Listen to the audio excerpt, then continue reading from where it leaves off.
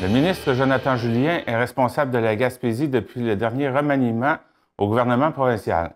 Ariane Aubert-Bonne l'a rencontré afin de discuter de son mandat et de ses priorités pour la région. Aujourd'hui, je reçois le ministre Jonathan Julien, ministre de l'Énergie et des Ressources naturelles et également ministre responsable de la région Gaspésie-Île-de-la-Madeleine ainsi que de la région Côte-Nord. Alors, bonjour à vous. Bonjour, comment allez-vous? Je vais très bien, merci beaucoup. Et vous? En pleine forme, en pleine forme. Je suis heureux de vous rencontrer, Madame Aubert. Ben oui, carrément. Donc, en fait, aujourd'hui, c'est l'occasion de vous présenter à nos téléspectateurs à TV-CGR. Alors, on va regarder un peu là, comment vous voyez votre mandat dans la région. Quels sont vos enjeux? On va faire un tour général de présentation. Alors, bienvenue parmi nous. Merci. Donc, tout d'abord, votre rôle qui vous a été attribué récemment comme ministre responsable de la région Gaspésie-Île-de-la-Madeleine, comment est-ce que vous le voyez? Ben écoutez, premièrement, c'est un privilège que j'ai eu de mon patron François Legault, le premier ministre, quand il m'a annoncé cette bonne nouvelle-là. Je suis déjà responsable de la Côte-Nord. Je ne ferai pas beaucoup de parallèles avec la Côte-Nord, mais quand même, c'est une région riche en potentiel énergétique, ce qui est un peu la même chose là, en Gaspésie et de la Madeleine. Et naturellement, je vais avoir la même approche que sur la Côte-Nord. Moi, je suis là pour être la courroie de transmission auprès de tous mes collègues, hein, que ce soit au niveau du transport, éducation, santé, famille. Alors, je suis le représentant en Gaspésie et de la Madeleine. Je suis là pour travailler avec les communautés, les élus locaux. Alors, j'ai fait le tour de la Gaspésie il y a quelques semaines. Je suis allé dans les 5 MRC. J'ai rencontré tous les élus, là, une cinquantaine de maires et mairesses avec les préfets, justement en dedans d'une rencontre de 2 heures à peu près par MRC, pour aller chercher là, les principaux éléments, les principales préoccupations. Et je vais travailler avec eux de manière très, très dynamique. Parce que je vais avoir une conseillère, là, on est en train de travailler là, pour finaliser là, l'arrivée d'une conseillère sur Gaspésie de la Madeleine. Et je veux que cette personne-là, quand les gens lui parlent, quand elle fait des suivis périodiques de manière hebdomadaire, c'est comme si elle me parlait. Je vais être très proche, en fin de compte, des élus locaux parce que c'est à la fois la communauté, les élus, la société civile, c'est eux qui connaissent leurs besoins. Mais j'ai l'intention d'être beaucoup aussi sur place. Pour moi, il n'y a rien de mieux. C'est pour ça que je fais ce choix-là. Là. Je dis toujours, puis je dis ça à mon chef de cabinet, il n'aime pas ça quand je dis ça parce que ça faut le mettre à l'agenda après. C'est minimum 8 fois par année que je vais aller en Gaspésie de la Madeleine pour justement sentir les gens sur place. Et comme je dis, je ne vais pas aller là pour parader, c'est pour travailler des dossiers ou pour faire des annonces, mais c'est vraiment pour. Il n'y a rien de mieux qu'être sur place pour pouvoir bien comprendre les enjeux, le voir de visu. Alors, c'est un peu comment je vois mon rôle actuellement. Parfait. Donc, vous avez parlé justement des enjeux. Après votre tournée en Gaspésie, j'imagine que vous êtes reparti avec un carnet tout plein. Quels sont les enjeux là, prioritaires pour vous concernant la région? Bon, c'est sûr qu'il y a des enjeux très spécifiques dans chacune des sous-régions de la Gaspésie. Mais quand on regarde ça dans un portrait plus large, il y a beaucoup la notion de dévitalisation qui amène plusieurs éléments. Là. C'est-à-dire que, oui, à la fois, il y a pénurie de main-d'œuvre, il y a des enjeux par rapport au logement là, qui ont été fréquemment énumérés. Les services de garde, c'était partout. C'est-à-dire que là, j'ai fait faire un recensement là, par certaines MRC qui sont mis conjointement. On parle d'au-dessus de 600 places en réalité en termes de besoins pour la Gaspésie.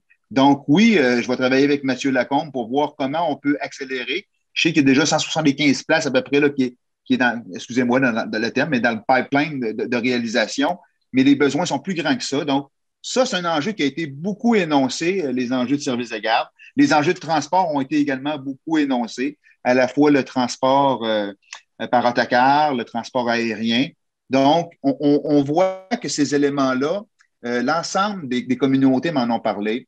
Et il y a aussi, naturellement, cette volonté-là qu'on a au gouvernement de prendre certains emplois de la fonction publique pour les amener en région. On pense qu'actuellement, la pandémie, là, c'est pas fantastique, c'est même néfaste, mais globalement, ça nous fait prendre conscience que le télétravail offre de grandes possibilités. Donc, je vais regarder avec ma collègue Sonia Lebel, là, qui est responsable du Conseil du Trésor, sur cet aspect-là pour voir comment on peut justement, on s'est engagé à réaliser ce transfert d'employés de la fonction publique en région comment on peut faire justement pour arriver à cette cible-là, puisqu'on a bien l'intention d'atteindre nos cibles. Donc, transport, famille, dévitalisation, logement, c'est des éléments là, qu'on a vus tout au cours en réalité de notre visite et sur lesquels, après ça, de manière spécifique, je vais travailler MRC par MRC. Donc, c'est des grands enjeux, en fait, des enjeux qui ne sont pas nouveaux pour la Gaspésie. C'est là depuis plusieurs années. Vous dites que vous avez des cibles à atteindre. Est-ce qu'il y a des dossiers sur lesquels vous vous penchez déjà concrètement? Bien, écoutez, on a la liste par communauté. Il y a des dossiers sur lesquels je me penche déjà, même en termes de mon ministère, c'est-à-dire tout le volet énergie, avec les annonces qu'on a faites pour les éoliennes. On a fait Apuiat, Apuit, sur la Côte-Nord avec la communauté Innu et Boralex. Et on a énoncé clairement qu'on voulait renouveler les parcs éoliens là, assez rapidement par un processus quand même concurrentiel et qu'également, il y a de nouveaux besoins en termes d'énergie éolienne. Et je sais que la Gaspésie a un fort potentiel. Il y a beaucoup d'intérêt dans plusieurs communautés. Alors, c'est aussi l'occasion d'aller prendre le pouls de ça.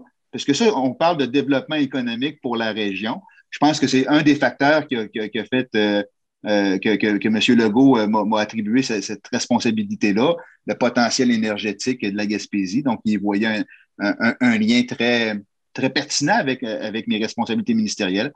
Donc, oui, ça, c'est un enjeu sur lequel on travaille déjà.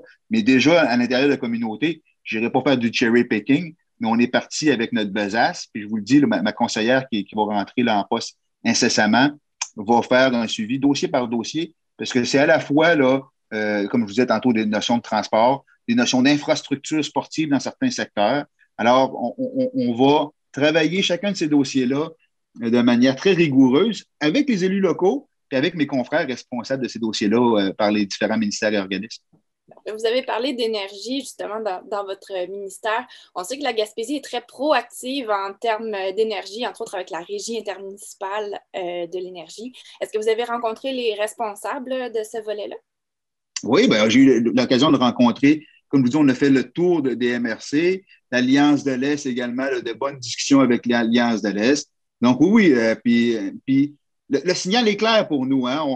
Les planètes sont alignées. Premièrement, Hydro-Québec a énoncé que les besoins énergétiques étaient dorénavant fixés en 2026-2027, ce qui n'était pas le cas là, il y a 2 ans. Quand on est arrivé en fonction, il n'y avait pas de perspective de besoin de nouvelle énergie à court et moyen terme.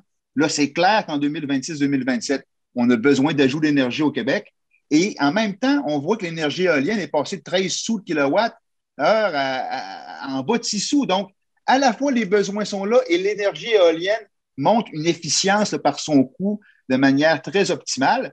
Donc, c'est une belle perspective pour la suite des choses. Et oui, on rencontre les acteurs qui travaillent dans ce domaine-là. Naturellement, ça va être des appels d'offres à la concurrence. Là. Alors, pour nous, c'est clair, mais on pense que l'énergie éolienne et les acteurs de la Gaspésie vont pouvoir tirer leur épingle du jeu là, par rapport à ces éléments-là. Parfait. Maintenant, on va parler un peu de votre travail sur le terrain. Vous avez dit que vous voulez aller souvent sur place, que vous allez avoir une conseillère également qui va tenir lieu là, de courroie de transmission entre le milieu et vous. Il y a également des élus du Parti québécois en Gaspésie. Est-ce que vous comptez aussi travailler en équipe avec eux? Définitivement. Encore ce matin, là, j'avais une discussion là, en rencontre téléphonique Team, en rencontre de visioconférence avec Joël Arsenault des Îles-de-la-Madeleine. Ça va être la même chose avec Mégane, avec Sylvain. Puis je fais la même chose sur la Côte-Nord. Là. Vous allez apprendre à me connaître, mais pour moi, c'est eux les élus au niveau provincial pour la Gaspésie, les Îles-de-la-Madeleine. Et je ne fais pas de distinction là, par rapport au parti. Il y a toujours une joute politique là, à Québec, là, au Salon Bleu, à l'Assemblée nationale. Mais on a les mêmes objectifs, Mégane, Sylvain et Joël. C'est du développement socio-économique pour la région. Et je vais travailler de tout cœur avec eux pour atteindre ces objectifs-là. Donc, on va travailler ensemble avec les préfets, avec les maires et mairesses, avec la société civile. On doit additionner. Et je ne ferai pas de la politique en Gaspésie aux Îles-de-la-Madeleine pour faire avancer les dossiers socio-économiques. Je vais travailler de pair avec mes collègues, les 3 que je viens de nommer. Très bien. Donc, ça fait un beau tour d'horizon là, pour vous présenter à la population. Peut-être en terminant, est-ce que vous avez un mot à adresser aux Gaspésiens?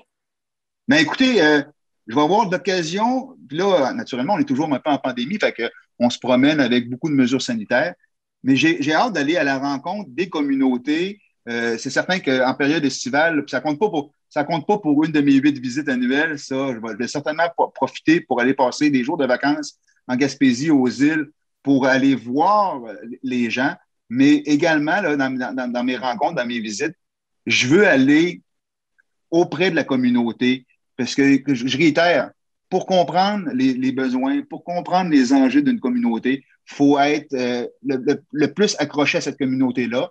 Donc oui, je suis un ministre qui est pas de la région, mais soyez assurés, je vais tout faire pour vivre avec les gens de la région, pour répondre à vos besoins. Puis j'ai hâte de vous rencontrer tous et toutes. Ça va me faire plaisir. Très bien. Donc, Jonathan Julien, ministre de l'Énergie et des Ressources naturelles, ainsi que ministre responsable des régions Gaspésie, Île-de-la-Madeleine et Côte-Nord. Merci beaucoup pour cet entretien. À la prochaine. Au plaisir. Ce dimanche, 12h30 à votre super télé bingo. 2000 $ en prix, Canal 4, Cogeco.